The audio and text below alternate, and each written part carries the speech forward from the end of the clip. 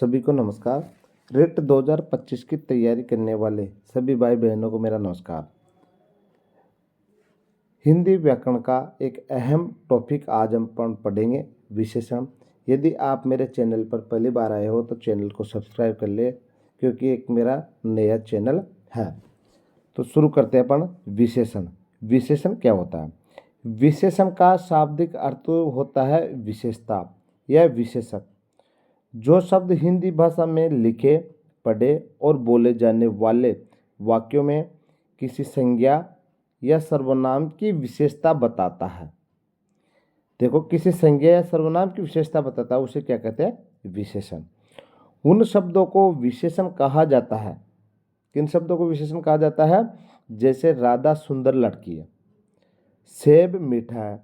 इसमें सुंदर, मीठा, सुंदर और मीठा क्या है? विशेषण है। अगला है विशेष्य। जब कोई विशेषण किसी संज्ञा या सर्वनाम की विशेषता बताता है तो वह उस संज्ञा या सर्वनाम का विशेष्य माना जाता है। विशेष्य शब्दों का उपयोग वाक्य में विशेषण के पूर्व या बाद दोनों स्थानों पर किया जा सकता है। उदाहरण, गीता सुंदर लड़की है। उपरोक्त वाक्य में सुंदर शब्द विशेषण और गीता को विशेष्य कहा जाएगा, क्योंकि गीता संज्ञा को तथा सुंदर विशेषण को प्रकट करता है। एक अहम प्रश्न आता है, विशेषण के प्रकार। विशेषण के मुख्यतः 5 प्रकार के माने जाते हैं। विशेषण के कितने प्रकार माने जाते हैं? 5 प्रकार माने जाते हैं।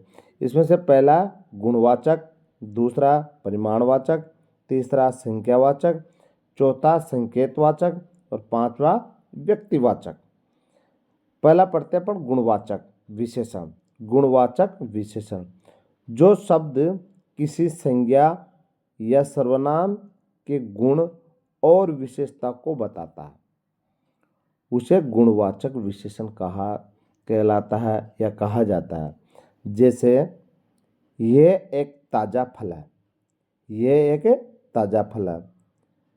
अब इस फल में गुण क्या है? ताज़ा। फल का गुण क्या है?